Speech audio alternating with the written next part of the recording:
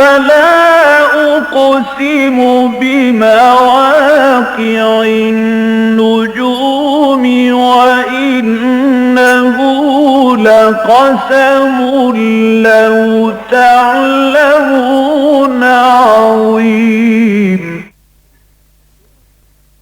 إنه لقرآن كريم في كتاب مكنون لا يمسه إلا المطهرون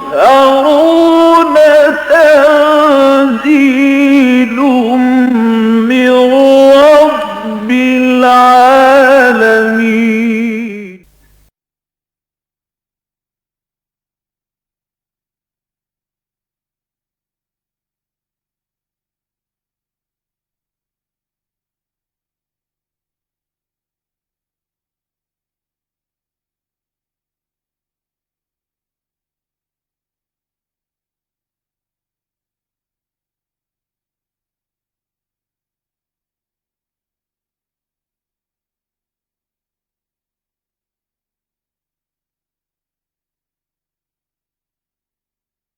سورہ نساء کی 35ویں آیت تک مطالعہ کر چکے ہیں. آج 36ویں آیت سے شروع کریں گے اور انشاءاللہ چھٹا رکوع تو مکمل ہو جائے گا. مزید بھی اگر 2 آیات ہو سکیں تو بہت مناسب رہے گا. اعوذ باللہ من الشیطان الرجیم. بسم اللہ الرحمن الرحیم. وَاعْبُدُوا اللَّهَ وَلَا تُشْرِكُوا بِهِ شَيْئًا وَبِالْوَالِدَيْنِ إِحْسَانًا وَبِذِي الْقُرْبَى وَالْيَتَامَى وَالْمَسَاكِينِ وَالْجَارِ ذِي الْقُرْبَى وَالْجَارِ الْجُنُبِ وَالصَّاحِبِ بِالْجَنبِ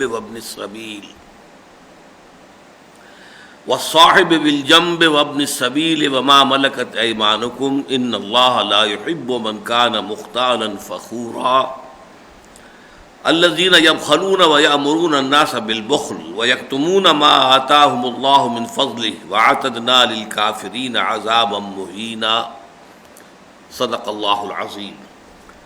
پچھلے درس کے ضمن میں چند باتیں رہ گئی تھیں اہم، ان کا میں اعادہ کرنا چاہتا ہوں کہ یہ جو مرد کی قوامیت کا مسئلہ ہے ہمارے دین میں نے تفصیل سے عرض کیا تھا کہ عورتوں کو بحیثیت مجموعی یہ کڑوی گولی نگلنے میں دقت محسوس ہوتی ہے. تو بہت سے اعتبارات سے تو اسلام کی روح سے مرد اور عورت مساوی ہیں. شرف انسانیت میں دونوں شریک ہیں، انسان ہونے کے ناطے دونوں کا ایک مقام اور مرتبہ ہے. لیگل سٹیٹس مرد کا بھی ہے، عورت کا بھی ہے.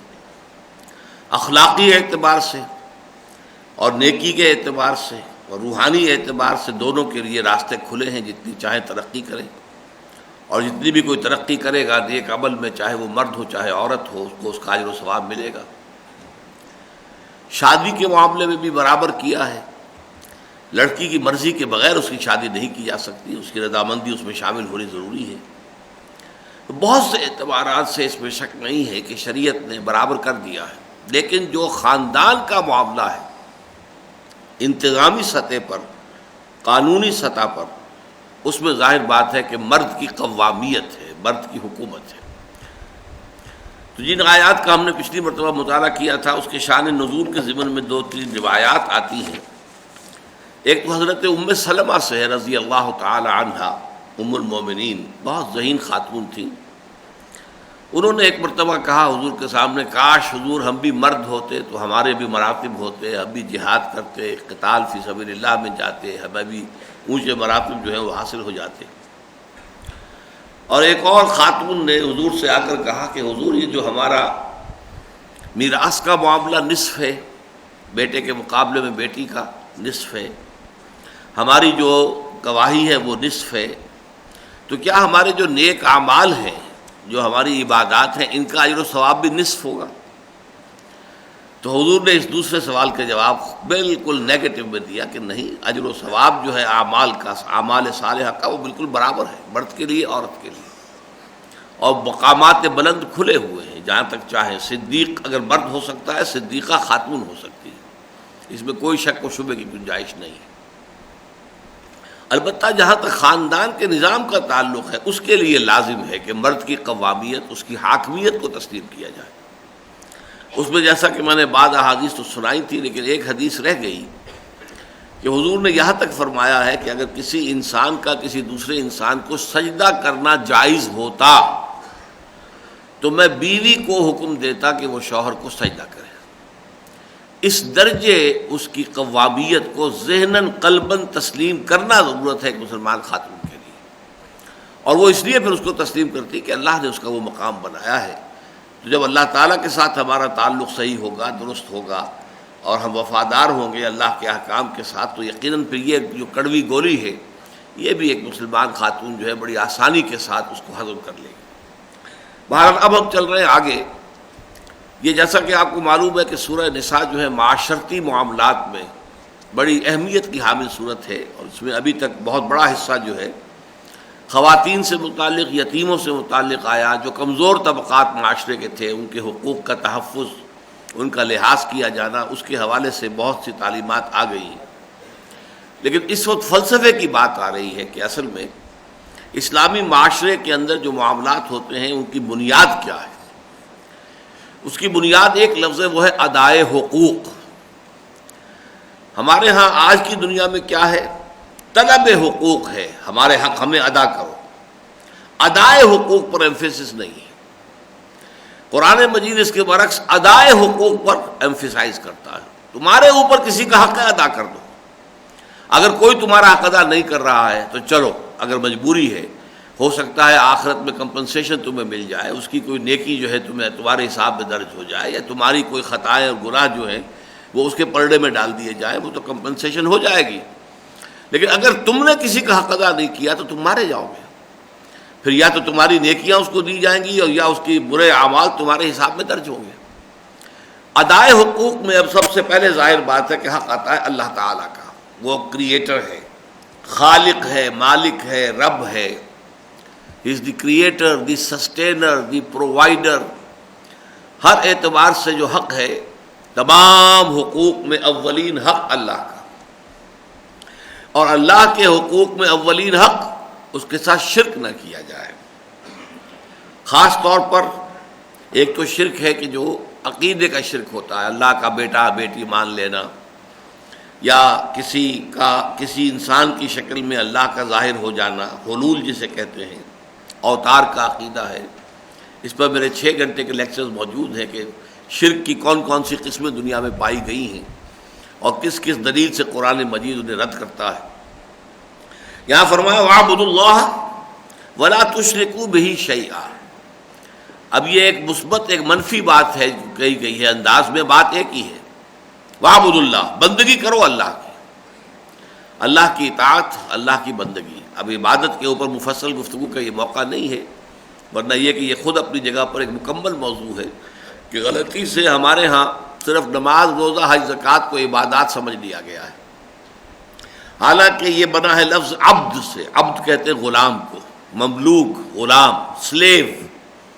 اور سلیو جو ہے وہ ہر اعتبار سے اپنے آقا کا محکوم ہوتا ہے، اپنے آقا کا فرما بردار ہوتا ہے، اور وہ ہمہ وقت ہوتا ہے۔ وہ یہ نہیں کہہ سکتا میرے ڈیوٹی آورز ختم ہو گئے اب میں جا رہا ہوں، سلام، نہیں، وہ تو ہمہ وقت جو ہے اس کا ملازم ہے، اور جو حکم بھی وہ دے۔ یہ نہیں کہہ سکتا کہ صاحب آپ نے مجھے تو رکھا تھا باورچی کی حیثیت سے، میں آپ کا ٹوائلٹ صاف نہیں کر سکتا، یہ میرے ٹرمز آف امپلائمنٹ میں شامل نہیں ہے، نہیں کہہ سکتا۔ عبد کو جو حکم دیا جائے جب دیا جائے، اور عبد کو اگر اس کے آقا نے کوئی کوٹھڑی دے دی ہے کہ رات کو یہاں سو جایا کرو، کوئی چارپائی دے دی ہے، تو اس کا یہ مطلب نہیں کہ وہ اس کا مالک ہو گیا۔ مالک تو آقا ہی ہے، اس کا بھی مالک اس کا آقا ہے، اور اس کے پاس جو کچھ چیزیں ہیں اس کا مالک بھی اس کا آقا ہے۔ تو ملکیت تامہ صرف آقا کی ہوتی ہے، غلام کی نہیں ہوتی۔ تو یہ ریلیشن شپ جو ہے اسٹیبلش کرنا اللہ کے ساتھ، عبد، بندے بن جاؤ اللہ کے، اللہ کے غلام بن جاؤ، اللہ کے بندے بن جاؤ، اللہ کے سلیوز بن جاؤ۔ اور اس میں پھر 2 چیزوں کے اندر اس کو علماء کرام نے تحلیل کیا ہے، تجزیہ کیا ہے۔ ایک ہے ٹوٹل اوبیڈینس، ہر اعتبار سے مکمل اطاعت، اور نمبر 2، this obedience has to be out of strong love for اللہ سبحانہ و تعالی، خوف کی وجہ سے نہیں، لو کی وجہ سے، محبت کی وجہ سے، جس جذبے سے آپ والد کا کہنا مانتے ہیں، والدہ کا کہنا مانتے ہیں، وہ در حقیقت جذبہ محبت ہے، جذبہ تشکر ہے۔ ہمارے والدین نے یہ مصیبتیں ہمارے لیے اٹھائی ہیں، یہ تکلیفیں جھیلی ہیں، تب ہمیں پالا پوسا ہے۔ یہ جذبہ تشکر جو ہے، یہ پھر ایک ان کی اطاعت اور فرمانبرداری کی طرف انسان کو راغب کرنے والا جذبہ ہے۔ تو اللہ تعالیٰ کی بھی ربوبیت، اس کی خلاقیت، اس کی ربوبیت، وہ ہمارا رب ہے، سسٹینر ہے، مالک ہے، ہمیں پرووائڈ کرنے والا ہے، ہماری ضرورتیں بہم پہنچانے والا ہے، اس کی اس محبت کے جذبے سے سرشار ہو کر ہمتن اس کی بندگی۔ تو وَاعْبُدُوا اللَّهَ وَلَا تُشْرِكُوا بِهِ شَيْئًا، اور اس کے ساتھ شرک نہ کرو، شریک نہ ٹھہراؤ کسی بھی چیز کو۔ یہ میں نے ابھی عرض کیا کہ شرک کی 3 بڑی بڑی قسمیں ہیں، ویسے امام ابن تیمیہ نے انہیں 2 میں تقسیم کر دیا ہے، شرک فی العقیدہ اور شرک فی الطلب، اور میں اسے 3 میں کر رہا ہوں، شرک فی الذات، شرک فی الصفات اور شرک فی الحقوق۔ اللہ تعالیٰ کی ذات میں شریک کر دینا کسی کو، چیمانی دارت، اس کا بیٹا یا بیٹی بنا دینا، کسی کو اس کا اوتار قرار دے دینا، پینتھیزم، ہر شے اللہ ہی ہے، اللہ ہی کا ظہور ہو رہا ہے، میں بھی اللہ تم بھی اللہ، پینتھیزم، یہ ساری چیزیں جو ہے یہ بدترین شرک ہے، بدترین شرک۔ اس شرک پر اللہ تعالیٰ کا غضب بہت بھڑکتا ہے۔ ظاہر ہے کہ یہ جو شرک ہے یہ عقیدے کا شرک ہے۔ عقیدے کا شرک ایک اور بھی ہے، صفات میں کسی کو اللہ کے برابر کر دینا۔ اللہ بھی علیم ہے، انسان بھی علیم بھی ہوتا ہے، عالم بھی ہوتا ہے، علامہ بھی ہوتا ہے، لیکن زمین و آسمان کا فرق ہے۔ ایک ہی لفظ جب اللہ کے لیے بولا جائے گا اور جب وہ لفظ بندے کے لیے استعمال ہوگا، مخلوق میں سے کسی کے لیے، تو زمین و آسمان کا فرق ہوگا۔ اللہ کی صفت قدیم ہے جیسے اس کی ذات قدیم ہے، مخلوقات کی صفات حادث ہیں جیسے کہ وہ خود بھی حادث ہے۔ اللہ کی صفت غیر محدود ہے، ایبسولیوٹ، انلمیٹڈ، علی کل شیء قدیر، بکل شیء علیم۔ لیکن مخلوق میں سے کوئی بھی ہو، چاہے فرشتے ہوں، چاہے انبیاء ہوں، چاہے کوئی ہو، اولیاء اللہ ہوں، ان سب کا علم محدود ہے، لا محدود نہیں ہے، لمیٹڈ ہے، عطائی ہے، اللہ کا دیا ہوا ہے، ذاتی نہیں ہے، بلکہ یہ کہ اللہ نے دیا ہے۔ وَلَا يُحِيطُونَ بِشَيْءٍ مِّنْ عِلْمِهِ إِلَّا بِمَا شَاءَ، وہ احاطہ کر ہی نہیں سکتے اللہ کے علم میں سے کسی شے کا سوائے اس کے جو اللہ خود چاہے۔ فرشتوں نے بھی کہا سبحانک لا علم لنا الا ما علمتنا، تو پاک ہے، ہمیں تو کوئی علم حاصل نہیں ہے سوائے اس کے جو تو نے ہمیں دیا ہے۔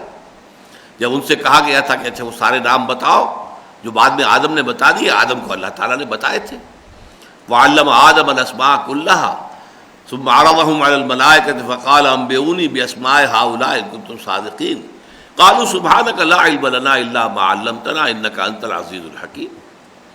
تو یہ بات ہے کہ صفت میں لفظ تو ایک ہی استعمال ہوا، علامہ۔ اب انسان علامہ بھی ہوتے ہیں، مبالغے کا صیغہ، علامہ اقبال، علامہ فلاں۔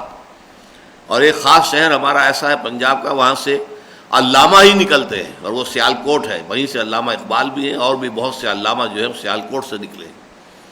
لیکن یہ کہ علامہ مبالغے کا صیغہ انسان کے لیے، لیکن ان 3 شرطوں کے ساتھ۔ علم ان کا حادث ہے، قدیم نہیں، علم ان کا محدود ہے، لا محدود نہیں، علم ان کا عطائی ہے، اللہ کا عطا کردہ ہے، اور وہ ذاتی نہیں۔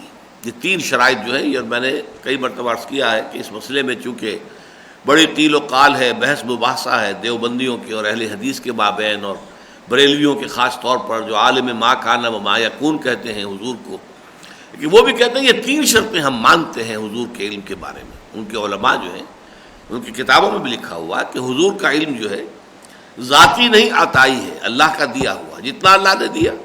لیکن ہم کون ہوتے ہیں ناپنے والے؟ ہم نہیں ناپ سکتے، ہمیں نہیں معلوم اللہ نے کتنا کچھ علم دیا ہے انہیں، اس میں کوئی شک نہیں۔ عالم ما کان و ما یکون اس معنی بھی تو ہے کہ پچھلی خبریں بھی اللہ نے انہیں دی ہیں، آئندہ آنے والے حالات کی خبریں بھی دی ہیں، جن کی بنا پر کہ حضور نے پیشن گوئیاں کی ہیں۔ لیکن یہ کل علم نہیں ہے، یہ علم جو ہے در حقیقت محدود ہے، اور یہ عطائی ہے، اللہ کا دیا ہوا جتنا اللہ نے دے دیا ہے۔ تو یہ میں نے ایک مثال آپ کو دی ہے صفت علم کے حوالے سے، اسی پر آپ قیاس کرتے چلے جائیے۔ ہر صفت، ہمارا وجود ذاتی نہیں عطائی ہے. اللہ کا وجود ذاتی ہے، ہمارا وجود حادث ہے. اللہ کا وجود قدیم ہے، ہمارا وجود محدود ہے، اللہ کا وجود لا محدود ہے. یہ تین چیزیں جو ہیں ہر صفت میں شامل کریں گے تب تو آپ شرک فی صفات سے بچ سکیں گے. اور چونکہ یہ چیزیں مستحضر نہیں رہتی اور لفظی اشتراک کی وجہ سے ہم کچھ دھوکہ کھا جاتے ہیں، اس لیے بعض لوگ جو ہے مغالطے کی وجہ سے اس فریب میں آ جاتے ہیں. تیسرا جو ہے اور وہ اہم ترین ہے وہ عملی ہے، فی الطلب. اللہ ہی ہمارا مطلوب و مقصود و محبوب ہو جائے. لا مقصود الا اللہ، لا مطلوب الا اللہ، لا محبوب الا اللہ. ہم اپنی پوری زندگی جو ہے اپنے تمام اعمال کو اللہ کی رضا جوئی کی سمت میں پھیر دیں. کھانا ہے تو اس لیے کہ اللہ نے اس کا ہمیں حکم دیا ہے کہ ان لنفسک علیک حق، تمہارے نفس کا بھی تم پر حق ہے، اسے دو، کچھ کھانے کو دو، اس کا حق ہے. ہاں حرام سے مت دینا، وہ ناحق ہو جائے گا، وہ شرک ہو جائے گا. اللہ تعالیٰ نے جس چیز کو حرام مقرر کیا وہ اگر پیٹ میں ڈالو گے تو تم نے شرک کیا اللہ کے ساتھ، کہ اللہ کے حکم کے بجائے اپنا حکم چلا دیا. اسی طریقے سے جو بھی اولاد کے حقوق ہیں ادا کرو، وہ ان کے حقوق ہیں، لیکن یہ کہ حرام سے نہیں، حلال ذرائع سے، حلال طریقے سے، جائز ذرائع سے، تو پھر ٹھیک ہے. تو یہ سارے ادائے حقوق ہیں.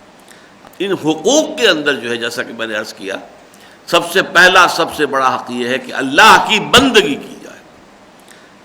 اللہ تعبدوا الا ایاہ. تمام نبیوں کی دعوت کا مرکزی نقطہ، بنیادی اور اساسی نقطہ یہی رہا کہ ہم نے بھیجا حضرت نوح کو قوم کی طرف، حضرت ہود کو ان کی قوم کی طرف، حضرت صالح کو ان کی قوم کی طرف. اللہ تعبدوا الا اللہ ما لکم من الہ غیرہ. اللہ کے سوا کسی اور کی بندگی اور پرستش مت کرنا، تمہارا کوئی الہ اس کے سوا نہیں. یہ مرکزی نقطہ ہے. یہ ادائے حقوق میں سب سے پہلا حق ہے اللہ تعالیٰ کا. اس میں بھی ذرا تجزیہ کر لیجئے، کیونکہ میں عبادت کو دو حصوں میں تقسیم کر کے بتا چکا ہوں، ایک اطاعت، ایک محبت. اطاعت میں توحید کیا ہوگی؟ اطاعت کرو، اپنے والدین کی بھی کرو، اساتذہ کی بھی کرو، بڑوں کی کرو، حکام کی کرو، لیکن وہ اطاعت اللہ کی اطاعت کے تابع رہے گی. کسی ایسے معاملے میں اطاعت کر لی کہ جس میں اللہ تعالیٰ کی معصیت لازم آ رہی، اللہ کہہ رہا ہے یوں کرو، آپ کے والد کہتے ہیں یوں مت کرو. اب اگر آپ نے والد کی بات مانی تو آپ نے اپنے والد کو خدا بنا لیا. نہیں، ابا جان یہ بات میں آپ کی نہیں مان سکتا، یہ اللہ کے حکم کے خلاف ہے. آپ اللہ کے حکم کے دائرے میں جو حکم مجھے دیں گے سر تسلیم خم ہے، جو حکم دیں گے، لیکن اللہ کے حکم لا طاعت لمخلوق فی معصیت الخالق. اس میں یہاں تک کہ آپ اپنے نفس کی پیروی کر رہے ہیں اللہ تعالیٰ کے حکم کے مقابلے میں، تو آپ نے اپنے نفس کو اپنا خدا بنا لیا ہے. افرأیت من اتخذ الہہ ہواہ، کیا تم نے غور کیا اس شخص کی حالت پر جس نے اپنی خواہش نفس کو اپنا معبود بنا لیا، الہ بنا لیا ہے. کہہ رہا ہے لا الہ الا اللہ، لیکن حقیقت میں اپنے نفس کو الہ بنا رکھا ہے کہ جو نفس کا تقاضا آیا، جو مطالبہ آیا، ہاتھ جوڑ کر پورا کرنے کے اندر لگ گئے. یہ نہیں دیکھا کہ حلال ہے، حرام ہے، جائز ہے، ناجائز ہے، صحیح ہے، غلط ہے. تو یہاں جو ہے نفس معبود بن گیا انسان کا. تو اس طریقے سے اطاعت جو ہے ہوگی، اطاعت والدین کی، بڑوں کی، اپنے ایلڈرز کی، ایلڈرز آف دی کلین کی، قبیلے کے سردار کی، گھر کا جو سربراہ ہے اس کی، اور جو بھی حکام ہیں ان کی. لیکن یہ اطاعت اللہ کی اطاعت کے نیچے نیچے اس کے تابع ہو کر رہے گی تو توحید ہے. کوئی ایک اطاعت بھی اگر اللہ کی اطاعت کے برابر جا کر بیٹھ گئی یہ شرک ہو جائے گا. اسی طریقے سے محبت، اللہ یہ نہیں کہتا کہ اولاد سے محبت نہ کرو، کرو. والدین سے محبت ضرور کرو، بڑی نیکی کا کام ہے. بہن بھائیوں سے محبت کرو، اخوت چاہیے. اللہ تعالیٰ چاہتا ہے کہ مسلمانوں میں مواخات ہو، گھروں کے اندر محبت کی فضا ہو. وطن سے محبت کرو، کوئی حرج نہیں ہے، لیکن کسی شے کی محبت اللہ کی محبت کے برابر نہ ہو جائے. زیادہ ہو جانا تو گویا کہ قیامت ہے، برابر بھی نہ ہو جائے. تمہارے دل کے سنگھاسن پر ایک محبت سب سے اونچی رہے، اللہ کی محبت، باقی محبتیں تابع رہے تو کوئی حرج نہیں. یہ توحید ہے. کوئی ایک محبت بھی اگر اللہ تعالیٰ کی محبت کے ہم پلہ ہو کر، برابر ہو کر دل میں بیٹھ گئی تو یہی شرک ہے. اسی لیے فرمایا حضور نے تعس عبد الدینار و عبد الدرہم، ہلاک ہو جائے درہم و دینار کا بندہ. عبد نام ہے عبد الرحمن، ہے عبد الدینار. انہیں دینار چاہیے، حلال سے ہو حرام سے ہو کوئی غرض نہیں، حرام ذرائع سے کما رہے ہیں، اللہ تعالیٰ نے کہا یہ حرام ہے، آپ لوگ لگے ہوئے اس کو کمانے میں۔ اس کا کیا مطلب ہوا کہ دینار کی محبت آپ کے دل میں اللہ کی محبت سے بڑھ گئی، تبھی تو اللہ کا حکم پیچھے ڈالا اور دینار کو آپ نے سامنے رکھا ہے۔ تو یہ عبد الدینار ہیں، نام چاہے انہوں نے عبد الرحمن رکھا ہوا ہو اپنا، حقیقت کے اعتبار سے وہ عبد الدینار ہے، عبد الدرہم، عبد الرحمن نام ہے لیکن حقیقت میں عبد الدرہم ہے، عبد الدرہم عبد الدینار، تعس عبد الدینار و عبد الدرہم، یہ فرمان ہے محمد الرسول اللہ صلی اللہ علیہ وسلم کا۔ تو اس اعتبار سے شرک سے خالی کر لینا اپنے آپ کو، بندگی صرف اللہ کی ہو، عبد دیگر عبد ہو چیزیں دیگر، ما سراپا انتظار و منتظر، عبد تو ہم سب ہیں، خواہشات کے غلام ہیں، اپنی شہوات کے غلام ہیں، 100 طرح کی محبتیں جو ہیں وہ ہمارے دلوں کے اندر ایسی جاگزی ہیں کہ اللہ تعالیٰ کی محبت سے زیادہ طاقتور ہیں، زیادہ ہم پر مؤثر ہیں، حاوی ہیں، چھائی ہوئی ہیں۔ تو اب تو سبھی ہیں، کوئی رواج کا غلام ہے، کوئی چلن کا ہے، کوئی فیشن کا ہے، عبد ہو صرف اللہ کا بندہ بن جانا۔ واشہد ان محمدًا عبدہ ورسولہ، میں گواہی دیتا ہوں کہ محمد صلی اللہ علیہ وسلم اللہ کے بندے ہیں اور اس کے رسول ہیں۔ تو پہلا حق جو ہے وہ ہے شرک سے بچنا، اللہ تعالیٰ کی بندگی بغیر کسی بھی درجے میں شرک کی آلائش کے اس کا حق ادا کرنا۔ وَاعْبُدُوا اللَّهَ وَلَا تُشْرِكُوا بِهِ شَيْئًا۔ اب اس کے بعد مخلوقات میں سے سب سے بڑا حق جو آتا ہے وہ والدین کا ہے، وَبِالْوَالِدَيْنِ إِحْسَانًا، والدین کے ساتھ حسن سلوک، اس لیے کہ تمہارے اگرچہ خالق تمہارا اللہ ہے لیکن تمہارے وجود میں آنے کا ذریعہ اس نے تمہارے والدین کو بنایا ہے۔ والد کے صلب سے تم اپنی ماں کے رحم میں منتقل ہوئے تھے، پھر ماں نے تمہیں اٹھائے رکھا ہے 9 مہینے تک، تم اندر ہی اندر ایک جونگ کی طرح اس کا خون جو ہے چوستے رہے ہو۔ حملتہ امہ وہنا علی وہن وفصالہ فی عامین، اٹھائے رکھا اسے اس کی ماں نے، کمزوری پر کمزوری جھیل کر، جو اس کے اوپر گزر رہی تھی وہ وہی جان سکتی تھی، کسی اور کو کیا اندازہ ہو سکتا ہے۔ اور پھر 2 سال تک دودھ پلانا ہے، فصالہ فی عامین۔ اس لیے جو بھی مخلوقات ہیں ان میں اولین حق والدین کا ہے۔ قرآن مجید میں کم سے کم 4 مقامات پر ایسا ہے کہ اللہ کے حق کے بعد فوراً والدین کا حق۔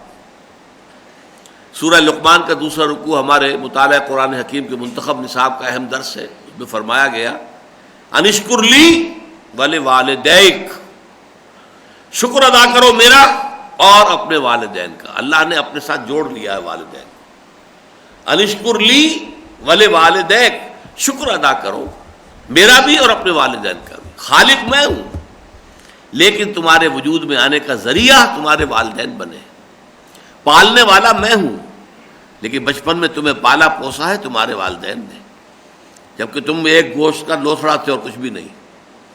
انسانی بچہ آپ کو معلوم ہے انتہائی کمزور ہوتا ہے، انتہائی کمزور۔ آپ بکری کے بچے کو دیکھتے ہیں کہ ابھی ولادت ہوئی ہے اور فوراً ہی وہ ذرا سے ٹانگیں اس کی کپ کپاتی تو ہے 2-1 لاکھ مرتبہ، فوراً کھڑا ہو گیا، چلنے لگا۔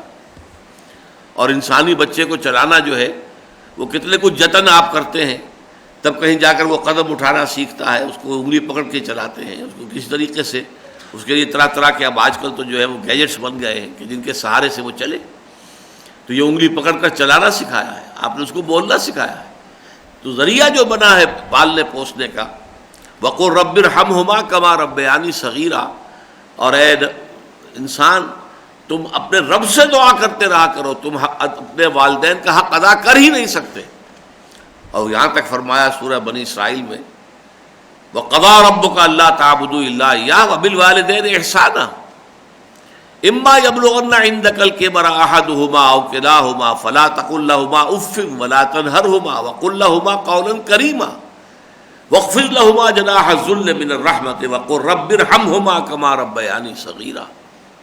وہی بات دیکھیے کہ یہاں پر بھی جیسے فرمایا اللہ کی بندگی کرو اور شرک نہ کرو، وہاں بھی فرمایا وَقَضَىٰ رَبُّكَ أَلَّا تَعْبُدُوا إِلَّا إِيَّاهُ۔ ایک بات کا تو آپ کے رب نے فیصلہ کر دیا ہے کہ تم اللہ کے سوا کسی اور کی بندگی نہیں کرو گے۔ نمبر 2 وَبِالْوَالِدَيْنِ إِحْسَانًا، جیسے یہاں ہے ویسے ہی وہاں۔ اور اس میں پھر فرمایا کہ اگر وہ دونوں یا ان میں سے کوئی ایک، صرف والدہ یا والدہ اور والد دونوں، یا والد ہی والد، اگر یہ بڑھاپے کی عمر کو پہنچ جائیں، جسے ارذل العمر کہا گیا ہے، کہ اب وہ گویا بچوں کے مانند ہو جاتے ہیں، اب ان کی دیکھ بھال کرنی پڑتی جیسے بچوں کی دیکھ بھال ہوتی ہے، بسا اوقات اپنی ضروریات پوری کرنے پر قادر نہیں رہے، اس میں بھی انہیں ہیلپ کی ضرورت ہوتی ہے، بڑھاپا ایسا آ جاتا ہے۔ اما یبلغن عندک الکبر احدہما او کلاہما فلا تقل لہما اف، تو دیکھنا انہیں کبھی اف تک نہ کہنا، ولا تنہرہما، اور ہرگز نہ جھڑکنا۔ بڑھاپے میں آ کر ایسا بھی ہو جاتا ہے کہ کچھ ضد سی پیدا ہو جاتی ہے، جیسے بچوں کی خواہشات ہوتی ہیں، ایسے ہی بعض اوقات والدہ یا والد جو ہے وہ کسی چیز پر اڑ جاتی ہے، یہ کام تو ضرور ہوگا، یہ کام تو میں نے ضروری کرنا ہے، یہ کام تو لازم ہے، اور وہاں پھر مجبوراً جو ہے ان کی بات کو رد کرنا پڑتا ہے، کیا کریں، اس لیے کہ ان کا دماغی توازن جو ہے اس طریقے سے صحیح کام نہیں کر رہا ہے۔ لیکن جھڑکو نہیں، ادب کے ساتھ، ابا جان یہ تو نہیں کر سکتا میں، یہ میرے لیے ممکن نہیں ہے، امی جان یہ تو میں نہیں کر سکتا، مجھے آپ معاف فرما دیں، بہت ہی نرمی کے ساتھ، لیکن یہ کہ جھڑکنا نہیں۔ ولا تنہرہما وقل لہما قولا کریما، اور ان سے بات کرو بڑے باعزت طریقے پر، ان کا احترام کرتے ہوئے، یہ نہیں کہ سینہ تان کر بات کر رہے ہو جیسے کہ برابر والے کے ساتھ بات کی جاتی، نہیں، بلکہ یہ کہ اپنے کندھے جھکا کر رکھو۔ وَاخْفِضْ لَهُمَا جَنَاحَ الذُّلِّ مِنَ الرَّحْمَةِ، اپنی رحمت کے احساس کے تحت، شفقت کے احساس کے تحت اپنے کندھے ان کے سامنے جھکا کر رکھو۔ اور یہ سب کچھ کرنے کے بعد بھی تم یہ سوچو کہ تم اپنے والدین کے احسان کا بدلہ نہیں چکا سکتے، اس کی ایک ہی شکل ہے، وَقُلْ رَبِّ ارْحَمْهُمَا كَمَا رَبَّيَانِي صَغِيرًا، پروردگار میرے ان دونوں والدین پر رحم فرما جیسا کہ انہوں نے مجھے پالا پوسا جبکہ میں چھوٹا سا تھا۔ یہ ہے والدین کا معاملہ، اور اس کو سمجھ لیجئے، در حقیقت انسٹیٹیوشن آف فیملی جو ہے اس کے اسٹرینتھننگ کے اعتبار سے یہ بھی بہت اہم نقطہ ہے۔ فیملی کیسے بنتی ہے؟ ایک مرد ایک عورت، ان میں رشتہ ازدواج قائم ہوا، اب وہ عورت جو ہے وہ بیوی ہے اور وہ مرد جو ہے شوہر ہے، اب ان کو اولاد دی اللہ نے، یہ سیکنڈ ڈائمنشن آ گئی اوپر سے نیچے کی طرف، اب یہ اولاد یہ سیکنڈ ڈائمنشن ہو گئی، ماں باپ ایک ڈائمنشن، اولاد سیکنڈ، اولاد میں بھی اب بھائی بھی ہیں بہنیں بھی ہیں، تو یہ ایک گویا کہ تھرڈ ڈائمنشن، 3 ڈائمنشنل سپیس کا تصور ہے نا ہمارا، یہ ہال لمبائی میں ہے، چوڑائی میں ہے، اونچائی میں ہے، گڑھا ہوتا تو لمبا ہوتا، چوڑا ہوتا، گہرا ہوتا، یہ اوپر ہے، اونچائی ہے۔ یہ 3 ڈائمنشنز جو ہیں، ان میں سب سے پہلے ضروری ہے کہ شوہر اور بیوی کے درمیان محبت ہو، رافت ہو، باہمی اعتماد ہو، بانڈ آف لو جو ہے مضبوط ہو ان کے درمیان، اور اس کے لیے ہے کہ جو سارا راستہ کیا گیا ہے، بند کیے گئے، زنا کے راستے بند کیے گئے، اس لیے کہ وہ در حقیقت اس بانڈ آف لو کو کمزور کرنے والے ہیں۔ جس معاشرے میں زنا کاری عام ہو جائے گی، پھر ظاہر بات ہے کہ شوہر اور بیوی کے درمیان تعلق مضبوط نہیں رہے گا، اعتماد نہیں رہے گا، دل راب اور دل رہیست، شوہروں کو کوئی اعتماد نہیں رہے گا اپنی بیویوں پر، بیویوں کو کوئی اعتماد نہیں ہوگا شوہر پر، بے اعتمادی کی فضا میں اولاد پروان چڑھے گی تو وہ ایک ایب نارمل سائیکالوجی کے ساتھ اٹھے گی، مجرمانہ ذہنیت لے کر اٹھے گی۔ لیکن یہ ہے کہ اگر یہ بانڈ مضبوط ہے شوہر اور بیوی کا، جو اب ماں باپ ہے، ماں باپ کے درمیان محبت قوی ہے، مضبوط ہے، باہمی اعتماد ہے، رافت و رحمہ ہے۔ پھر نمبر 2، والدین اور اولاد، اب یہ جو 2 طرفہ ہو گیا معاملہ، اس میں جہاں تک اولاد کی محبت ہے وہ تو اللہ نے والدین کے دلوں میں اتنی ڈال دی ہے، اتنی ڈال دی ہے، اتنی ڈال دی ہے کہ کچھ اور کہنے کی ضرورت ہی نہیں، وہ تو پہلے سے اتنی فطرت میں ہے۔ اگر یہ محبت اتنی نہ ہو تو پالے پوسے کون؟ اپنا پیٹ کاٹ کر بچوں کو کھلانا وہ آسان کام ہے، اپنی نیند حرام کر رہا اور بچہ بیمار ہے تو اس کے لیے جو ہے جاگنا، یہ سب کچھ کیوں کرتا ہے انسان؟ کہ اللہ نے محبت ڈال دی۔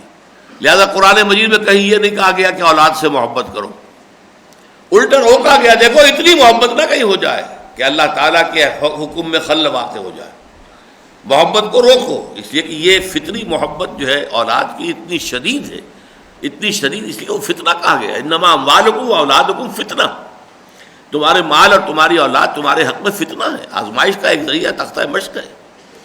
لہذا اس میں تو یہ نہیں کہا گیا کہ والدین سے محبت کرو، اس لیے کہ والدین کے لیے محبت جو ہے وہ آپ کی خلقت میں نہیں ہے، اور ایک بڑا یہ نفسیاتی طور پر عام طور پر گھروں کے اندر معاملات ہو جاتے ہیں، خاص طور پر جوائنٹ فیملیز ہیں، ایک ہی جگہ پر ماں باپ بھی رہ رہے ہیں، ان کے بیٹوں کی بیویاں بھی ہیں، اور اس طریقے سے ایک جوائنٹ فیملی ہے، اور وہاں عام طور پر آپ دیکھا ہوگا ساس اور بہو کا جھگڑا وہ جو ہے آپس میں ٹکراتے رہتے ہیں۔ اس کی وجہ کیا ہے؟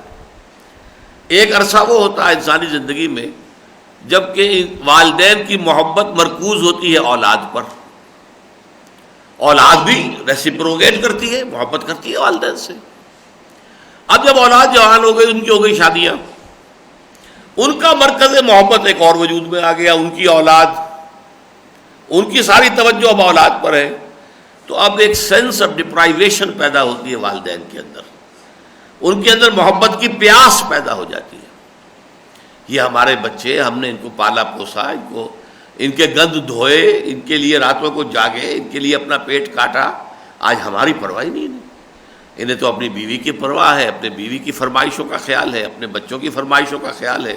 ہمارا تو کوئی، بلکہ ہم تو انہیں معلوم ہوتا ہے کہ یہ کوئی فورن باڈی ہے شاید جو ہمارے جسم میں آ گئی ہے، یہ کوئی بالکل خارجی سا عنصر ہے جو ہماری آزادی میں مخل ہو رہا ہے۔ یہی وجہ ہے کہ اس کی وجہ سے پورا مغربی معاشرہ ٹوٹ پھوٹ کر رہ گیا۔ والدین ان کو گوارا نہیں ہے گھروں میں رکھنا ان کو، اس لیے اولڈ ہاؤسز بنا دیے، وہاں لے جاؤ بھائی، کمرہ ایک ہے، فریج بھی ہے اور وہاں پر ٹی وی بھی ہے، لیکن وہاں اولاد تو نہیں ہے۔ وہ محبت جس کی کہ پیاس ہے اب، اس کو کوئی ریسیپروکیٹ کرنے والا نہیں ہے۔ تو اللہ کا شکر ہے ہمارے ہاں ایسی بات ابھی نہیں ہے، لیکن یہ کہ یہ جو کانفرنسیں ہوئی ہیں، کائرو کانفرنس، پھر بیجنگ کانفرنس، بیجنگ +5 کانفرنس جو ہوئی ہے، وہ ان کا مقصد یہی ہے کہ ایسٹ میں ابھی جو انسٹیٹیوشن آف فیملی کسی درجے میں انٹیکٹ ہے، اس کو بھی توڑ پھوڑ کر ختم کر دیا جائے، اور جیسے وہ ہے، جیسے اگر کسی ایک بلی کی دم کٹ جاتی ہے تو وہ چاہتی ہے کہ ساری بلیوں کی دمیں کٹ جائیں، تاکہ ہم جو ہے اس میں نکو نظر آئے کہ یہ دم کٹی بلی ہے، سب کی دمیں کٹ جائیں۔ آج در حقیقت پورا وہ دنیا کا گلوبل جو ایجنڈا ہے، جہاں پہ ایک طرف معاشی ایجنڈا گلوبل ہے، گلوبلائزیشن آف ٹریڈ، وہیں پر یہ تہذیب مغربی جو ہے اور یہ ساری ویلیوز، ان کو گلوبلائز کرنا، عورتوں کو آزاد کرو، لاؤ باہر، کندھے سے کندھا ملا کر وہ کام کریں، انہیں بازار میں لے آؤ، مارکیٹ میں لے آؤ، کارخانوں میں لے آؤ، سیاست میں لے آؤ باہر، آزاد کرو۔ تو یہ سارا معاملہ در حقیقت وہ یہ خاندانی نظام کو توڑنے والا۔ تو خاندانی نظام کے اعتبار سے والدین کا ادب، والدین کا احترام، والدین کی خدمت، والدین کے حسن سلوک اتنا اہمیت کا حامل ہے کہ قرآن مجید میں 4 جگہ پر اللہ تعالیٰ کے حق کے ساتھ والدین کے حق کا تذکرہ ہے۔ وَاعْبُدُوا اللَّهَ وَلَا تُشْرِكُوا بِهِ شَيْئًا وَبِالْوَالِدَيْنِ إِحْسَانًا۔ البتہ ایک بات نوٹ کر لیجئے، والدین، 2 والد، یعنی ایک والدہ ایک والد، اس میں شریعت کی روح سے ایک عجیب توازن ہے۔ لیگلی، قانونی سطح پر باپ کا حق زیادہ ہے۔ سپریشن اگر ہو جائے گی تو اولاد جو ہے وہ باپ کی شمار ہوگی، ماں کی نہیں۔ اولاد کے نام کے ساتھ باپ کا نام ہی چلے گا، ماں کا نام نہیں چلے گا۔ فلاں ابن فلاں، فلاں کا بیٹا فلاں، لیگل پوزیشن یہ ہے۔ اخلاقی پوزیشن کیا ہے؟ خدمت کا جہاں تک تعلق ہے، حسن سلوک کا جہاں تک تعلق ہے، ماں کم سے کم 3 درجے افضل ہے باپ کے مقابلے میں۔ ایک صحابی نے حضور سے پوچھا کہ حضور، میرے حسن سلوک کا سب سے بڑھ کر مستحق کون ہے؟ آپ نے فرمایا تمہاری والدہ۔ انہوں نے پھر پوچھا پھر ان کے بعد کون؟ پھر فرمایا تمہاری والدہ۔ تیسری مرتبہ پوچھا پھر کون؟ پھر فرمایا تمہاری والدہ۔ چوتھی مرتبہ پوچھنے پر فرمایا تمہارے والد۔ تو 3 درجے کم سے کم والدہ کا حق فائق ہے خدمت میں۔ اسی لیے کہا گیا ہے کہ الجنت تحت اقدام الامہات، جنت ماؤں کے قدموں میں ہے، جنت ماؤں کے قدموں میں ہے، باپوں کے قدموں میں نہیں کہا گیا۔ باپ ٹھیک ہے، حاکم ہے، گھر کا فرما روا ہے، الرجال قوامون علی النساء اپنی جگہ پر ہے، نظام پورا اسی کے بل پر چلے گا، حکومت اسی کی ہے، لیکن ماں کا حق جو ہے، حملتہ امہ وہنا علی وہن، جہاں تک وہ کریشن کا معاملہ ہے، مرد کا کیا حصہ ہے اس میں؟ ٹھیک ہے، مرد کما کر لاتا رہا ہے، تبھی تو وہ ماں جو ہے ایام حمل میں بھی اگر اس کو روزی ملی ہے تو باپ کو شوہر کے اپنی کمائی کے ذریعے سے ملی ہے، وہ دوسری بات ہے، لیکن پرسنل پین ذاتی جو ہے، رات کے وقت جو ہے بچہ بیمار ہے، ماں تو نہیں سو سکتی، اکثر و بیشتر باپ سوتا ہے، اور ماں اس کو برداشت کرتی ہے کہ باپ نے صبح جانا ہے کام کے اوپر اور اس نے پھر روزی کے لیے جو ہے بھاگ دوڑ کرنی ہے، لہذا وہ سارا اپنے اوپر جھیلتی ہے، اور وہ باپ کو جو ہے اپنے شوہر کو اس سے کسی نہ کسی طریقے سے سپیئر کرنا چاہتی ہے۔ جو بھی شریف بیویاں ہیں اور جن کا بھی واقعتاً صحیح تعلق اپنے شوہروں کے ساتھ ہے جیسا کہ ہونا چاہیے۔ تو بہرحال یہاں مجھے عرض کرنا تھا کہ بالوالدین احسانہ پر جو اتنا زور قرآن مجید میں ہے اور اس طرح جوڑا ہے، انشکر لی ولوالدیک، شکر کرو میرا اور اپنے والدین کا، اس کی وجہ یہ ہے کہ خاندان کے نظام میں، خاندان کے استحکام میں اولین شوہر اور بیوی کے درمیان تعلق مضبوط، the bond of love and mutual confidence, یہ بہت مضبوط ہونا چاہیے، پھر اولاد اور والدین کے درمیان، پھر بہن بھائیوں میں ایک اخوت، بھائی چارہ، رحمی رشتہ، والارحام، رحمی رشتوں کا لحاظ رکھو، ماں کے رحم ہی پر بہن بھائی جو ہیں وہ جڑ کر ایک ہو جاتے ہیں، اسی رحم میں بہن نے پرورش پائی ہے، اسی رحم میں بھائی نے پرورش پائی ہے، وہ گویا کہ ایک ہے، اولو الارحام ہو گئے۔ اب آگے بڑھیے، وَبِذِی الْقُرْبَى، اب یہ جو خیر کا تعلق ہے احسانہ، یہ اب آگے بڑھے گا، والدین کے بعد قرابت دار، رشتہ دار، کزنز ہیں، نیئر ریلیٹیوز ہیں، ان کے حقوق کو ادا کرنا، یہ بالکل فطرہ، الاقرب فالاقرب، جو آپ سے قریب ترین ہے پہلے اس کے حالات کو دیکھیے۔ اکثر و بیشتر کیا ہوتا ہے، جو زیادہ قریبی رشتے ہوتے ہیں ان میں آپس میں کچھ شکایتیں ہوتی ہیں، انہوں نے فلاں وقت میں میرے ساتھ یہ کیا تھا لہذا میں ان کی تو مدد نہیں کروں گا۔ بھابھی ہے بیچاری، بیوہ بیٹھی ہوئی ہے اور ٹکڑوں کو محتاج ہے، اس بھابھی کی خدمت نہیں کریں گے، دور دراز جا کر اپنی جو ہے وہ جو خیرات تقسیم کریں گے کہیں جا کر، یہ نہیں۔ اس کا مطلب یہ کہ آپ کا اپنا لفظ اس میں داخل ہو گیا ہے۔ قرآن کہتا ہے قرابت دار پہلے، رشتہ دار پہلے، اللہ نے بنایا ہے نا، یہ آپ کا چوائس تو نہیں ہے، اللہ نے آپ کو ان کا رشتہ دار، ان کو آپ کا رشتہ دار بنایا ہے، گاڈ گیون، لہذا قرابت داری کا معاملہ ہونا چاہیے۔ ہمیشہ جب بھی آپ دیکھیں گے قرآن مجید میں یہ نیچرل ترتیب آپ کو ملے گی، وَآتَ الْمَالَ عَلَىٰ حُبِّهِ ذَوِي الْقُرْبَىٰ وَالْيَتَامَىٰ وَالْمَسَاكِينِ، سب سے پہلے ذوی القربہ، آیت البر جو ہے سورہ بقرہ کی 177، لَيْسَ الْبِرَّ أَن تُوَلُّوا وُجُوهَكُمْ قِبَلَ الْمَشْرِقِ وَالْمَغْرِبِ وَلَٰكِنَّ الْبِرَّ مَنْ آمَنَ بِاللَّهِ وَالْيَوْمِ الْآخِرِ وَالْمَلَائِكَةِ وَالْكِتَابِ وَالنَّبِيِّينَ وَآتَى الْمَالَ عَلَىٰ حُبِّهِ ذَوِي الْقُرْبَىٰ وَالْيَتَامَىٰ وَالْمَسَاكِينَ وَابْنَ السَّبِيلِ وَالسَّائِلِينَ وَفِي الرِّقَابِ، یہ 7 وہاں پر مدیں بیان ہوئی، لیکن پہلے ہے قرابت دار، رشتہ دار۔ رشتہ دار جو ہے چاہے اس نے کوئی زیادتی بھی کی تھی، چلو کوئی بات نہیں، آپ حسن سلوک کریں گے، آپ اپنے کام کا اجر اور ثواب آپ کو مل جائے گا، اپنی نیکی کا بدلہ آپ کو اللہ تعالیٰ کے یہاں مل جائے گا۔ ہو سکتا ہے ان میں بھی خجالت پیدا ہو جائے، شرمندگی پیدا ہو جائے کہ ہم نے تو ان کے ساتھ اس طرح کا معاملہ کیا تھا، انہوں نے معاملہ جو ہے بالکل دوسرا برعکس ہمارے ساتھ رکھا ہے، اور اس سے یہ ہے کہ وہ جو رحمی رشتے ٹوٹے ہوئے تھے وہ جڑ جائیں، ان کے اندر پھر موافقت پیدا ہو جائے، پھر محبت پیدا ہو جائے، پھر تالیف قلب پیدا ہو جائے۔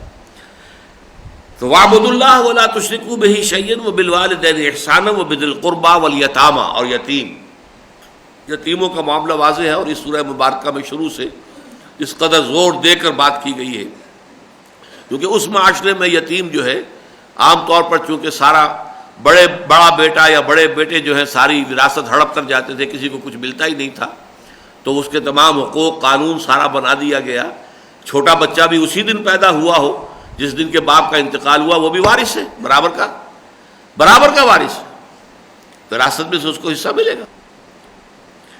والیتامى والمساکین، مساکین کہتے ہیں جن کی کوئی ہمت جواب دے جائے۔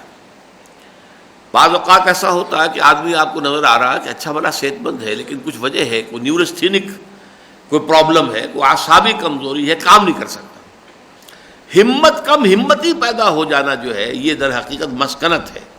ضربت علیہم الذلۃ والمسکنہ، یہ جو سزا تھی جو بنی اسرائیل کو دی گئی، اور آج ہم اس سزا کے ذیل میں آئے ہوئے ہیں کہ کم ہمتی ہو گئی ہے، وہ ڈٹ کر کھڑے ہو جانے کی صلاحیت ہمارے کسی ملک کے اندر، قوم کے اندر نہیں رہی۔ سب کے سب ایک دھمکی آئی بش کی، اور ایک atomic power Pakistan the biggest Muslim power in the world, the biggest.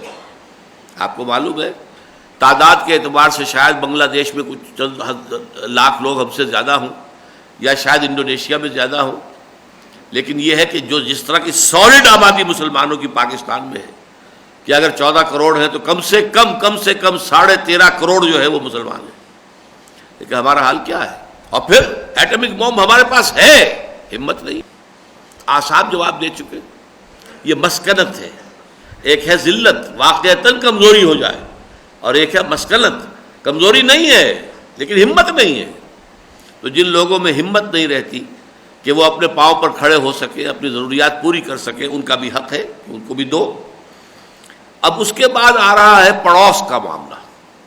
معاشرت کے اندر پڑوس کی بڑی اہمیت ہے۔ آج کل کا ہمارا بڑے شہروں کا معاشرہ جو ہے اس اعتبار سے بہت دور جا چکا ہے۔ ایک دیوار بیچ کے لوگوں کو سال ہا سال تک پتہ نہیں ہوتا کہ اس دیوار کے ادھر کون رہتا ہے، ادھر کون رہتا ہے، کوئی کمیونیکیشن نہیں، قطعاً شہروں کے اندر ایبسولیوٹ آئسولیشن، ہر ایک جو ہے اپنی آئسولیشن کے اندر رہ رہا ہے۔ لیکن یہ کہ اسلامی معاشرے کی یہ شان نہیں ہے، اور زیادہ بڑے شہر بنانا جو ہے حضور نے اس سے منع کیا ہے۔ 5 لاکھ کی آبادی سے زیادہ شہر نہیں ہونا چاہیے، پھر کوئی اور شہر آباد کرو، پھر کوئی اور شہر آباد کرو۔ بہرحال اب ہمارے ہاں تو کراچی جو ہے وہ 1 کروڑ سے زیادہ کا شہر ہے، کیا کیا جائے؟ لیکن یہ ہے کہ بہرحال جو بھی پڑوس کا تصور دیا گیا ہے دین میں وہ بہت سخت ہے۔ اگر پڑوسی جو ہے بھوکا ہے اور آپ کھانا کھا کے سو گئے ہیں تو آپ کے ایمان کی نفی ہے۔ اب یہاں یہ ہے کہ عام طور پر تو چونکہ جس طرح کا ماڈل ٹاؤن ہے جہاں ہم رہتے ہیں، یہاں اس قسم کے لوگ آباد ہیں جن میں سے کسی کے بارے میں یہ سوچا بھی نہیں جا سکتا کہ وہ بغیر کھائے سو رہا ہوگا۔ اچھے بھلے مرفہ لوگ ہیں، ہاں، لیکن اگر اس طرح کی آبادیاں ہوں، کچی آبادیاں ساتھ موجود ہوں، قریب ہوں، جھونپڑیاں ہوں، تو اس کا امکان ہے۔ تو یہ پڑوس کا حق جو ہے، اور اس پڑوسی کی یہاں پر دیکھیے تقسیم کی گئی ہے بہت خوبصورت۔ والجار ذی القربہ، پڑوسی میں نمبر 1 پڑوسی وہ آئے گا جو قرابت دار بھی ہے۔ پچھلے زمانے میں آپ کو معلوم ہے کہ اس طریقے سے محلے آباد ہوتے تھے کہ ایک ہی برادری ایک محلے میں رہ رہی ہے۔ یہ کوٹ مراد خاں ہے، مراد خاں کوئی بڑے بزرگ تھے، ان کا خاندان، ان کی اولاد، ان کی آس اولاد جو ہے وہ اس میں آباد ہے۔ کوٹ فلاں ہے، یہ اس کی آبادی ہے۔ تو وہاں گویا کہ 2 چیزیں ہو گئی، پڑوس بھی، قرابت داری بھی۔ والجار الجنب، اور اجنبی ہمسایہ، کوئی آگے آپ کے ہاں کرائے پر مکان اس نے لے لیا ہے، وہ آپ کا رشتہ دار نہیں ہے، کوئی آپ کی برادری کا آدمی نہیں ہے، اجنبی آدمی ہے، لیکن اب وہ پڑوسی ہے۔ پڑوسی ہونے کے حق سے اس کا کم سے کم وہ حق جو ہے وہ آپ پر قائم ہو گیا۔ والصاحب بالجنب، اور ایک وہ جو تمہارا پہلو کا ساتھی ہو، یعنی آپ بس میں سفر کر رہے ہیں، 2 آدمیوں کی سیٹ تھی، ایک آپ بیٹھے، ایک اور آپ کے ساتھ بیٹھا ہے، یہ آپ کا پڑوسی ہے، اب یہ عارضی پڑوس ہے۔ دفتر میں آپ کی سیٹ ہے کسی اور کی سیٹ کے ساتھ، وہ آپ کا پڑوس ہے، وہ بھی ورکنگ آورز کے دوران آپ کا پڑوسی ہے۔ بس صاحب بالجنب، جو آپ کے پہلو کا ساتھی ہے، پاس بیٹھنے والے۔ تو یہ 3 قسم کے پڑوسی، اور ان تینوں پڑوسیوں کے بارے میں حضور کا فرمان یہ ہے۔ اول تو وہ حدیث سن لیجئے، اس سے زیادہ شدید حدیث میرے علم میں نہیں ہے۔ واللہ لا یؤمنو، واللہ لا یؤمنو، واللہ لا یؤمنو، خدا کی قسم فلاں شخص مومن نہیں ہے، خدا کی قسم فلاں شخص مومن نہیں ہے، خدا کی قسم فلاں شخص مومن نہیں ہے۔ صحابہ کرام کانپ گئے ہوں گے، لرز گئے ہوں گے، یہ کس بدبخت کا آپ تذکرہ فرما رہے ہیں؟ پوچھا من یا رسول اللہ؟ فرمایا الذی لا یأمن جارہ بوائقہ، وہ شخص کہ جس کی ایذا رسانی سے اس کا پڑوسی چین میں نہیں ہے، پڑوسی کو تنگ کر رہا ہے، اپنی گاڑی لا کر اس کے دروازے کے آگے پارک کر دینی ہے، اپنا جو ٹھینگا اوپر رکھنا ہے، میں بڑا ہوں، ذرا مجھ سے بات کر کے دیکھو، ذرا مجھے ٹوک کر تو دیکھو، میں تمہیں بتا دوں گا۔ یہ حال گویا کہ پڑوسی کو تنگ کرنا، پریشان کرنا، اس پر روب ڈالنا۔ فرض کیجئے کوئی پڑوسی بیچارہ ایسا ہے، اس کے ہاں اولاد وغیرہ نہیں ہے، بیٹے نہیں ہیں، وہ اکیلا ہی ہے، اور آپ کے ہاں ٹھیک ہے، آپ کے ہاتھ موجود ہیں، بازو موجود ہیں، آپ اپنے ان بازوؤں کی بنیاد پر جو ہے وہاں پر اپنی دہشت قائم کرتے ہیں، تو خدا کی قسم وہ شخص مومن نہیں، خدا کی قسم وہ شخص مومن نہیں، خدا کی قسم وہ شخص مومن نہیں۔ یہ فرمان ہے محمد الرسول اللہ صلی اللہ علیہ وسلم۔ اور دوسری طرف مثبت طور پر حضور نے فرمایا کہ مجھے جبرائیل نے پڑوسیوں کے حقوق کی اتنی تاکید کی کہ مجھے یہ گمان ہوا کہ شاید پڑوسی کو وارث بھی بنا دیا جائے گا، وراثت میں بھی ان کا حصہ جو ہے وہ طے کر دیا جائے گا کہ جب وراثت تقسیم ہوگی تو پڑوسی کا بھی یہ حصہ اس کے اندر شامل ہے۔ یہ گویا کہ صرف اس کے مبالغے کا تاثر دینے کے لیے۔ وابن السبیل اور مسافر کا معاملہ بھی پچھلے زمانے میں جو ہوتا تھا اس کو سامنے رکھیے۔ ایسا نہیں تھا آج کل کہ پہلے سے ہوٹلوں میں بکنگ بھی ہے اور ساری ہوائی جہاز کی بکنگ بھی ہے، ایسے مسافر اکثر و بیشتر تو وہ ہوتے ہیں، لیکن پچھلے زمانے میں تو آدمی نکل جاتا تھا۔ اب کسی بستی میں گیا ہے تو مسافر جو ہے وہ سمجھا جاتا تھا کہ اس بستی کا مہمان ہے، عام طور پہ وہ مسجد میں جا کر بیٹھ گیا، ٹھہر گیا۔ اب عشاء کی نماز کے بعد جو بھی مسجد کا ذمہ دار چودھری ہوتا تھا وہ دیکھتا تھا کہ کوئی ہے، کوئی نیا چہرہ ہے یہاں پر، پوچھتا تھا جا کر بھائی آپ جی میں مسافر ہوں، تو پھر اس کی ضیافت جو ہے، اس کا کھانا کھلانا گویا کہ اس محلے والوں کے ذمہ ہو جاتا، وہ ان کا ایک طرح کا لائبلٹی، اس لیے کہ اور چیزیں تو موجود تھی نہیں معاشرے کے اندر، نہ ہوٹل تھے، نہ اس طرح سے کھانے پینے کے جو ہیں یہ کھلے ہوئے تھے ریسٹورانٹس۔ تو اس طریقے سے معاشرے کے اندر جو ہے یہ وابن السبیل اس کا جو ہے اس اور پھر یہ کہ سفر میں ایسا بھی ہوتا ہے حادثے پیش آ جاتے ہیں، کسی کی پونجی چوری ہو گئی ہو۔ اب ہمارے ہاں چونکہ اس کے حوالے سے جھوٹے قسم کے لوگ بھی مسجدوں میں سائل بن کر کھڑے ہو جاتے ہیں، کیا کریں، اس لیے اکثر جو ہے صرف نظر کرنی پڑتی ہے، لیکن یہ کہ ان میں جینوئن کیسز بھی تو ہو سکتے ہیں کہ واقعتاً کسی شخص کی جیب کٹ گئی، کسی کا کچھ اور معاملہ ہو گیا، اب وہ ایک اجنبی جگہ پر ہے تو اس کو سوائے دست سوال دراز کرنے کے اور کیا کرے گا۔ تو وابن السبیل وما ملکت ایمانکم، اور جو تمہارے جو دانے ہاتھ کی ملکیت ہو، غلاموں کے ساتھ حسن سلوک، لونڈیوں کے ساتھ حسن سلوک۔ حکم یہ ہے جو خود پہنو وہ انہیں پہناؤ، جو خود کھاؤ وہ انہیں کھلاؤ۔ نمبر 2، ان سے بھاری کام نہ لو، اگر بھاری کام لینا ہو تو خود بھی شریک ہو جاؤ اس میں، ان کے ساتھ مل کر کام کرو۔ اور آپ کو معلوم ہے کہ ویسے تو غلامی بری شے ہے، لیکن اسلام نے جتنی ایمینسیپیشن غلاموں کی جتنا انہیں بلند کیا، جتنے ان کے رتبے اونچے کیے، بہت سے گناہوں کا کفارہ غلام کو آزاد کر دینا ہے، اس سے بہت سے غلام آزاد ہوتے چلے گئے۔ اس حوالے سے آپ کے علم میں ہونا چاہیے کہ ایک زمانہ وہ تھا کہ پورے عالم اسلام میں سب سے زبردست حکومتیں جو تھیں وہ غلاموں کی تھیں۔ خاندان غلاماں ہندوستان میں، قطب الدین، التمش، بلبن، کون تھے یہ؟ غلام۔ ادھر ممالک مصر کے اندر سب سے بڑی حکومت مسلمانوں کی، سب سے مضبوط طاقتور، مصر میں بھی ممالک کہتے ہیں غلام کو، جو ملکیت ہوتی ان کی حکومت ہے۔ غلاموں میں سے بڑے بڑے عالم پیدا ہوئے، اور ہارون الرشید جیسے شخص کے بچے جو ہیں وہ اپنے استاذ جو کہ غلام تھے، جو غلاموں میں سے ابھرے ہوئے تھے، ان کے جوتے سیدھا کرنے کو اپنے لیے فخر سمجھتے تھے، لڑتے تھے آپس میں، مامون الرشید اور ہارون الرشید لڑتے تھے کہ نہیں یہ میں کروں گا، نہیں میں کروں گا، میں جوتی سیدھی کروں گا۔ یہ رتبہ دیا ہے غلاموں کو علم کی بنیاد پر، ان کے تقویٰ کی بنیاد پر، ائمہ بن گئے ہیں وہ علماء کے اندر، امام حدیث، امام فقہ، امام تفسیر۔ تو وما ملکت ایمانکم ان اللہ لا یحب من کان مختالا فخورا، یقیناً اللہ تعالیٰ بالکل پسند نہیں کرتا اس کو جو بڑائی کرنے والا ہے، شیخی مارنے والا، اترانے والا۔ مختال کہتے ہیں اختیال، اور اختیال بنا خیل سے، خیل کہتے ہیں گھوڑے کو، خیل المسومہ، کوئی نسل اعلیٰ نسل کا گھوڑا ہو جب وہ چلتا ہے تو جو اس کی چال ہوتی ہے، اس کی ٹور، ایک تمکنت ہوتی ہے، اس کے اندر شان ہوتی ہے، گھوڑے کی شان جو ہے چلنے کی۔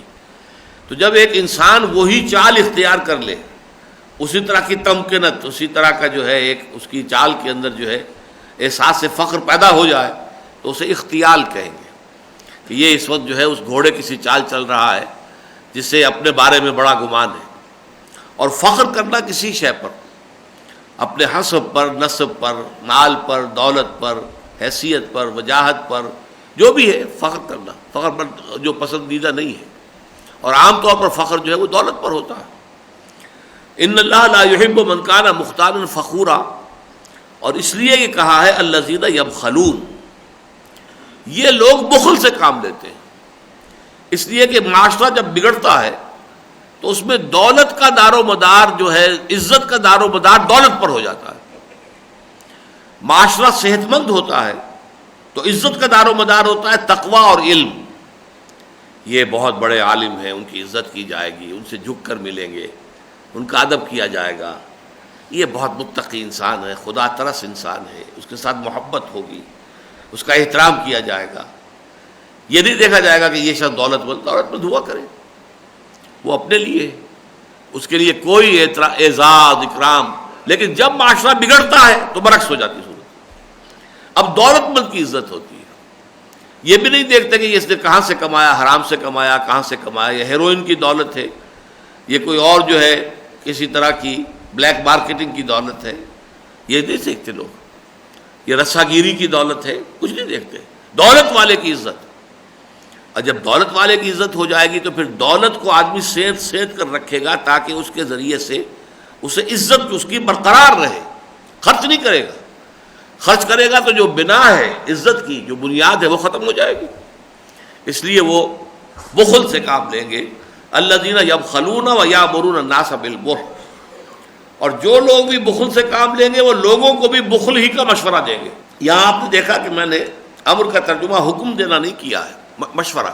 امر عربی زبان میں مشورے کے لیے بھی آتا ہے اور حکم کے معنی میں بھی آتا ہے۔ جب آپ ایک پوزیشن آف اسٹرینتھ سے کوئی مشورہ دے رہے ہوتے ہیں تو اس میں حکم کا پہلو خود بخود پیدا ہو جاتا ہے، اور جب اس طرح کی بات نہیں ہوتی جو آپ کو مشورہ دیتے تو پھر اس طرح مشورہ ہوتا ہے۔ اور یہ کیوں ہے اس میں ربط؟ ظاہر بات ہے کہ ایک شخص خود جو ہے بخیل ہے، کسی نیک کام میں خرچ کرنے کو تیار نہیں ہے، تو وہی بات بلی کی دم کٹی ہوئی ہے، وہ چاہے گا سب کی دمیں کٹ جائیں، دوسروں کو بھی روکے گا، میاں ذرا ہوش کے ناخن لیا کرو، تم جذبات میں آ جاتے ہو، ذرا سی اپیل کی محمد نے صلی اللہ علیہ وسلم، تم نے اپنا سب کچھ لا کر ڈال دیا، تمہیں اپنی آس اولاد کا بھی کوئی خیال ہے کہ نہیں، تمہیں کوئی دائیں بائیں کا آگے پیچھے کا بھی حساب ہے کہ نہیں، ذرا سوچ سمجھ کے رہو، اپنے معاملات کو مستقبل کا بھی لحاظ کیا کرو۔ یہ جو انداز ہوتا ہے اس کو یہاں بیان کیا گیا۔ ان اللہ لا يحب من كان مختالا فخورا الذين يبخلون ويأمرون الناس بالبخل ويكتمون ما آتاهم الله من فضله، اور وہ چھپاتے ہیں اس چیز کو کہ جو اللہ تعالیٰ نے انہیں اپنے فضل میں سے عطا کی ہے۔ میں نے دیکھا اس میں سے بعض مفسرین نے لکھا ہے کہ یہ خاص واقعے کے پس منظر میں یہ آیت نازل ہوئی ہے کہ جو اہل کتاب کی کتابوں میں، تورات میں، انجیل میں حضور کی جو پیشن گوئیاں تھیں ان کو چھپاتے تھے۔ میرے نزدیک یہ بات صحیح نہیں ہے۔ فضل یہاں پر جو ہے دولت کے لیے، یکتمون ما آتاہم اللہ من فضل، اللہ تعالیٰ نے جو فضل عطا کر رکھا ہے انہیں اسے چھپاتے ہیں۔ یعنی اگر کوئی بخیل شخص اگر خرچ کرتا ہوا نظر آئے گا تو کوئی نہ کوئی اس سے سوال بھی کر لے گا، بھائی کچھ میری بھی ضرورت ہے۔ اچھا پہنے ہوا ہے تو آدمی سمجھے گا کہ یہ شخص آسودہ حال ہے، اچھے کپڑے پہنے ہوئے ہیں، تو اس کے سامنے کوئی سائل آ کر ہاتھ جو ہے پھیلا دے گا۔ اس لیے رہو میلے کچیلے کپڑوں کے اندر۔ یہ بنیوں کا جو معاملہ ہوتا ہے، لکھپتی بنیاں ہے، لیکن یہ کہ وہ لباس بہت سادہ، بہت ہی اور گھٹیا قسم کا لباس پہن کر دکانوں پر بیٹھے ہوئے ہیں، لکھپتی، کروڑ پتی۔ یہ در حقیقت ایک نفسیاتی بیماری ہے، کیونکہ اگر یہ محسوس ہو گیا ہمارے انداز سے کہ ہمارے پاس کوئی فاضل دولت جمع ہے تو پھر یہ ہے کہ لوگ چاہیں گے، للچائی ہوئی نظروں سے دیکھیں گے، پھر کس کس کو جواب دیں گے، کس کس کو نہ کریں گے۔ اس سے بہتر یہ کہ چھپاؤ اپنے آپ کو۔ وَيَكْتُمُونَ مَا آتَاهُمُ اللَّهُ مِنْ فَضْلِهِ وَأَعْتَدْنَا لِلْكَافِرِينَ عَذَابًا مُهِينًا، اور ہم نے کافروں کے لیے تو اہانت آمیز، ذلیل کر دینے والا، رسوا کر دینے والا عذاب تیار کر رکھا ہے۔ وَالَّذِينَ يُنْفِقُونَ أَمْوَالَهُمْ رِئَاءَ النَّاسِ، البتہ یہ لوگ لوگوں کو دکھانے کے لیے خرچ ضرور کرتے ہیں۔ اب کسی ہندو کی کتنا ہی کنجوس، کتنا بخیل ہوگا، بیٹی کی شادی ہوگی تب دیکھیے آپ کہ اس کے کتنے پیسے خرچ کرتا ہے، اس لیے کہ اس میں اپنی دولت کا مظاہرہ کرنا مقصود ہوتا ہے، اپنے دولت کی دھوس جمانی مقصود ہوتی ہے۔ یہی ہمارے ہاں ہے، شادیوں کے موقع پر جس قدر تبذیر اور جس قدر جو ہے مال لٹایا جاتا ہے، کس کام کے لیے؟ بے فائدہ بالکل۔ والذین ينفقون اموالهم رئاء الناس، لوگوں کو دکھاوے کے لیے، ولا یؤمنون باللہ ولا بالیوم الآخر، اور وہ نہ تو ایمان رکھتے ہیں اللہ پر نہ یوم آخر پر۔ ریاکاری جو ہے وہ دونوں کی نفی ہے. نیک کام کرنا ہے اللہ کی رضا کے لیے اور اخروی جزا کے لیے. اللہ کی رضا، اخروی جزا. اگر ریاکاری کر رہے ہیں، لوگوں کو دکھانا ہے، تو نہ اللہ کی رضا ہے نہ اخروی جزا ہے. تو گویا کہ یہ نہ تو اللہ کو مانتے ہیں اور نہ آخرت کو مانتے ہیں. وَلَا يُؤْمِنُونَ بِاللَّهِ وَلَا بِالْيَوْمِ الْآخِرِ وَمَنْ يَكُنِ الشَّيْطَانُ لَهُ قَرِينًا فَسَاءَ قَرِينًا. اور جس شخص کا ساتھی جو ہے دم ساز شیطان بن گیا ہو، ظاہر بات ہے بہت برا وہ ساتھی ہے. جیسا کہ آپ کے علم میں ہے، اللہ تعالیٰ نے ہر انسان کے ساتھ کچھ فرشتے بھی لگا رکھے ہیں. کرامن کاتبین، لکھنے والے ہمارے اعمال کے موجود ہیں، ہر ایک کے ساتھ ہیں. یرسل علیکم حفظہ، ہمارے نگہداشت کرنے والے، حفاظت کرنے والے فرشتے ہمارے ساتھ ہیں. اسی طرح ایک ایک شیطان بھی لگا رکھا ہے ہر انسان کے ساتھ. اب جو شخص اپنے اس شیطان کی بات جو اس کے اندر وسوسہ اندازی کرتا رہتا ہے، الذی یوسوس فی صدور الناس، اگر اس کی پیروی کرتے ہیں، اسی کا بات مانتے ہیں، اسی کا مشورہ مانتے ہیں، تو گویا کہ وہ ان کا پکا جو ہے وہ دوست بن گیا، ساتھی بن گیا، اور اس کی باغیں اسی کے ہاتھ میں آ گئی. وَمَنْ يَكُنِ الشَّيْطَانُ لَهُ قَرِينًا فَسَاءَ قَرِينًا. جس کا ساتھی اور جس کا دمساز جو ہے وہ شیطان بن گیا تو وہ بہت ہی برا ساتھی ہے. وَمَاذَا عَلَيْهِمْ، اب بڑا پیارا انداز ہے یہ. وَمَاذَا عَلَيْهِمْ لَوْ آمَنُوا بِاللَّهِ وَالْيَوْمِ الْآخِرِ. انہیں کیا ہو جاتا اگر یہ ایمان لے آتے اللہ پر اور یوم آخر پر، کیا بگڑ جاتا ہے؟ انہیں کیا مصیبت جو ہے انہیں لاحق ہو گئی ہے کہ یہ ایمان نہیں لا رہے اللہ پر، اس کے رسول اور آخرت پر. وَمَاذَا عَلَيْهِمْ لَوْ آمَنُوا بِاللَّهِ وَالْيَوْمِ الْآخِرِ وَأَنفَقُوا مِمَّا رَزَقْنَاهُمْ، اور خرچ کرتے مما رزقہم اللہ، اس میں سے جو اللہ نے انہیں رزق دیا ہے. اللہ پر بھی ایمان رکھتے، یوم آخر پر بھی ایمان رکھتے، یہ یقین ہوتا دہ دنیا ستر آخرت، جو اللہ کے لیے دیں گے اس کا اجر دنیا میں بھی ملے گا، آخرت میں بھی ملے گا، اور اللہ کی راہ میں اسی جذبے کے ساتھ خرچ کرتے. وَكَانَ اللَّهُ بِهِمْ عَلِيمًا، اور یقیناً اللہ تعالیٰ ان سے واقف ہے، ان کی ہر بات اللہ تعالیٰ کی نگاہوں کے سامنے موجود ہے. کوئی نیکی وہ کریں گے تو ایسا نہیں ہے کہ وہ اللہ کے علم میں نہ آئے. ان اللہ لا یظلم مثقال ذرۃ، اور نوٹ کر لو اللہ تعالیٰ ذرہ برابر بھی کسی کی حق تلفی نہیں کرے گا. تم نے نیکی کی ہے 10 گنا سے لے کر 700 گنا تک اس کا اجر دے گا، ضائع ہونے کا سوال ہی نہیں. ان اللہ لا یظلم مثقال ذرۃ، ذرہ برابر بھی، ذرے کے ہم وزن بھی کسی کی حق تلفی نہیں کرے گا. وَإِن تَكُ حَسَنَةً يُضَاعِفْهَا، اگر وہ نیکی کا عمل ہوگا اسے بڑھائے گا 2 گنا 4 گنا 10 گنا 700 گنا. وَيُؤْتِ مِن لَدُنْهُ أَجْرًا عَظِيمًا، اور اس کو اپنے پاس سے بہت بڑا اجر عطا فرمائے گا. اس کے بعد جو آیت آ رہی ہے، خیال تو میرا یہ تھا کہ آج وہ پوری کر لیں گے، لیکن نہیں. اور ویسے بھی وہ قرآن مجید کے فلسفے کے اعتبار سے بڑی اہم آیت ہے، فلسفہ دین، فلسفہ رسالت خاص طور پر، تو اس کے حوالے سے اس کا حق ادا کرنا ہے. تو انشاءاللہ تعالی بارک اللہ لی ولکم فی القرآن العظیم ونفعنی وإیاکم بالآیات والذکر الحکیم.